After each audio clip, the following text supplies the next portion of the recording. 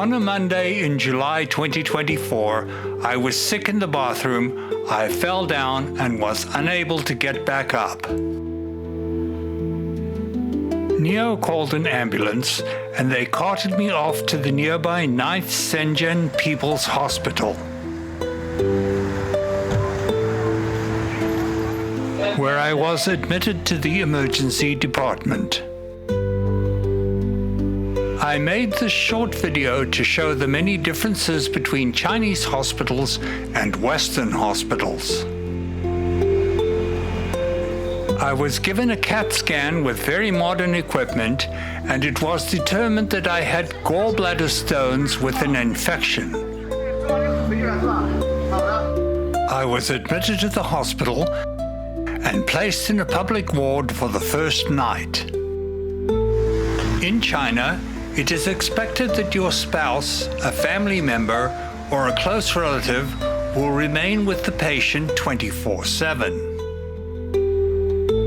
Since Neo had to work and could not stick around, we hired a private nurse assistant to look after me in the hospital. My nurse could not speak English, but fortunately we could use the built-in translation feature of WeChat to communicate. The nurse slept next to me on a chair for the first night and later on a fold-out bed chair. The next day, they moved me to the fever wards, which were originally constructed for the COVID epidemic, but were now largely empty. These wards were fitted with air pressure gauges on each room so that they could be positively pressurized. Each room had an airlock for passing in and out food and supplies.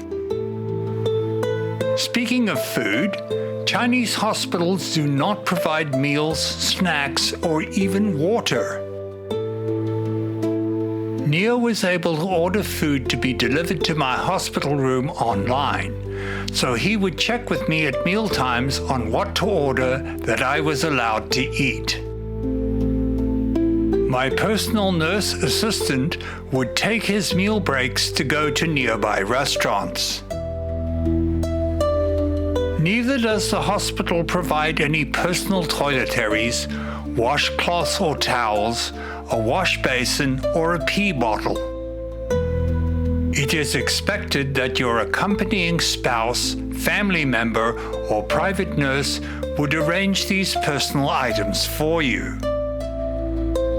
Fortunately, the hospital has a small 7-Eleven store on the 3rd floor which sold pee bottles, wash basins, towels, and other personal items, as well as drinks and water, so Neo was able to get these for me at 7-Eleven. Early each morning, the head nurse for the wards would come to visit me to practice her limited English, check my blood pressure, SpO2 level, and my EKG.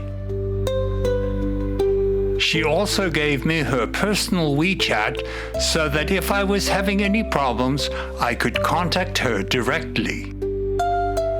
Next, the IV nurse would come around to install or change my multiple daily IV bags of medication.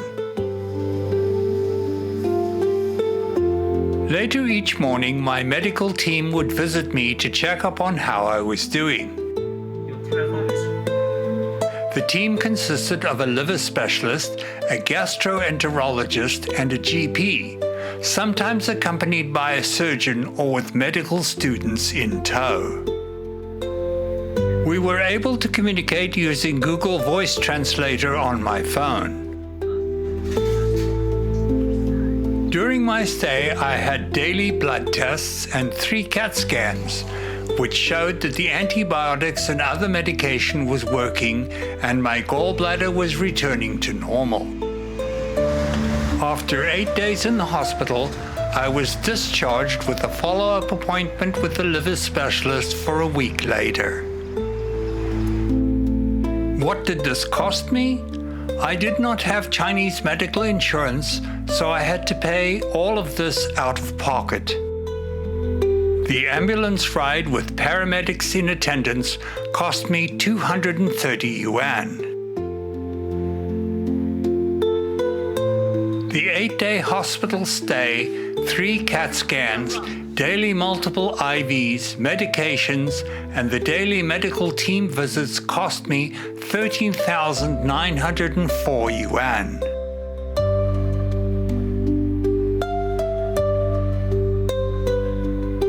The 24/7 nurse personal assistant cost me 300 yuan per day, so 8-day total was 2,400 yuan plus a red bag tip of 300 yuan for a total of 2,700 yuan.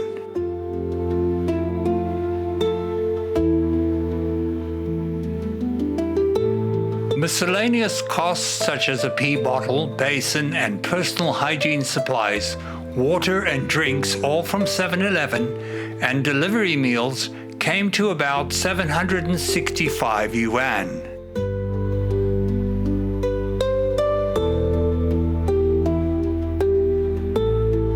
The follow-up specialist visit, blood tests, and additional medication came to 525 yuan.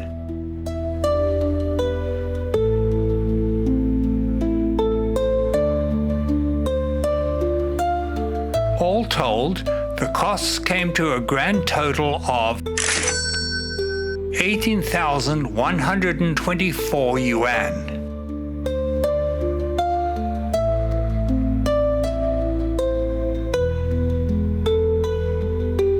In summary, I was well looked after with attentive doctors, nursing staff, and my personal nurse assistant, treated with the most modern equipment, and provided the proper IVs and medications, all closely monitored by the staff.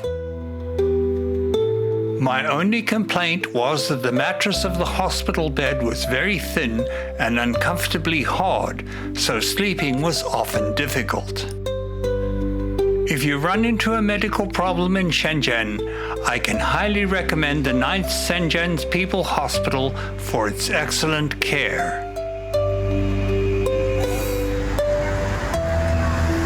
Thanks for watching. Please like, subscribe, and share.